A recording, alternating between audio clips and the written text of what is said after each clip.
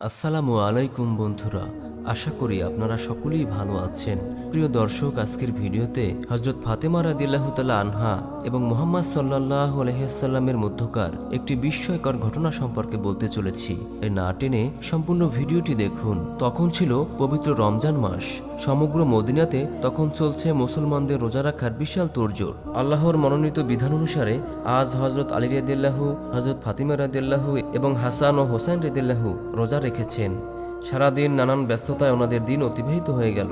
যখন বিকেল গড়িয়ে সূর্যাস্ত হওয়ার উপক্রম হলো, তখন হযরত ফাতেমা রাদিয়াল্লাহু তাআলা আনহা ঘরে প্রবেশ করলেন এবং যত আটা মজুদ ছিল তা দিয়ে তিনি 4টি রুটি তৈরি করলেন।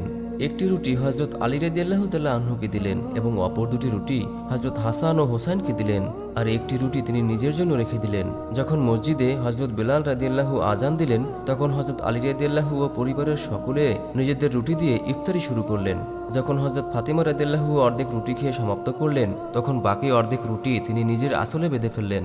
এই দৃশ্য দেখে হযরত আলী রাদিয়াল্লাহু হযরত ফাতিমা রাদিয়াল্লাহুকে উদ্দেশ্য করে বললেন, তুমি তো মাত্র অর্ধেক রুটি খেলে, তোমার কি কোনো ক্ষুধা নেই? হযরত হাসান এবং হোসেন রাদিয়াল্লাহু এই দৃশ্য দেখে তারাও তাদের মাকে একই প্রশ্ন করলেন। তখন জবাবে হযরত ফাতেমা রাদিয়াল্লাহু বললেন, যখন আমি রুটি খাচ্ছিলাম তখন হঠাৎ করেই আমার আব্বাজানের কথা মনে পড়ে গেল।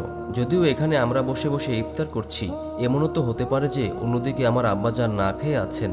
আমি আমার আব্বাজানকে ক্ষুধার্ত অবস্থায় রেখে কিভাবে পেট ভরে খেতে পারি?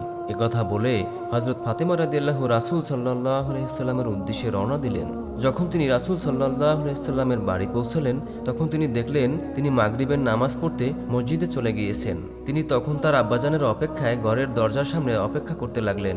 যখন নামাজ শেষে নবীজি সাল্লাল্লাহু আলাইহি ওয়াসাল্লাম নিজের ঘরে ফিরে এলেন, তখন তিনি দেখতে পেলেন যে তার আদরের কন্যা হযরত ফাতেমা রাদিয়াল্লাহু তাআলা আনহা দরজার সামনে দাঁড়িয়ে আছেন। তিনি তার আদরের কন্যাকে উদ্দেশ্য করে প্রশ্ন করলেন, আজ হঠাৎ করেই এই সময় তুমি ঘরের বাইরে দাঁড়িয়ে আছো কেন?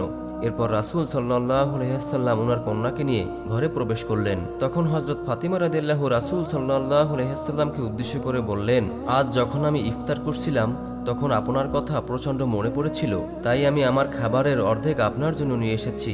একথা শুনে রহমতের নবী দুই চোখের পানি ছেড়ে দিয়ে বললেন, তুমি আজ আমার জন্য খাবার নিয়ে এসে অনেক উপকার করেছো। আজ যদি তুমি আমার জন্য খাবার না নিয়ে আসতে, তাহলে হয়তো আজকে আমাকে চতুর্থ দিনের মতো ক্ষুধার্ত অবস্থায় থাকতে হতো।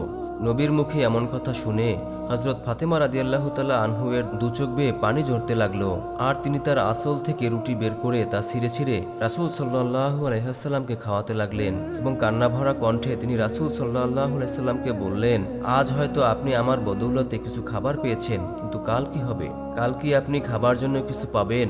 আর আমাদেরই বা কি হবে? কাল কোনো খাবার পাবো কিনা তাও জানি না। একথা শুনে রাসূল সাল্লাল্লাহু আলাইহি ওয়াসাল্লাম হযরত ফাতেমা রাদিয়াল্লাহু তাআলা আনহুকে বললেন, মা, বেশি বেশি ধৈর্য ধারণ করো, কারণ এই ধৈর্য ধারণের জন্য মহান আল্লাহ তাআলা আমার গুনাহগার উম্মতদের ক্ষমা করে দিবেন। সুবহানাল্লাহ। আল্লাহ তাআলা আমাদের সকলকে বুঝার মতো তৌফিক দান করুন, আমিন। এবং এই পবিত্র মাহে রমজানের সব রোজা রাখার তৌফিক দান করুন।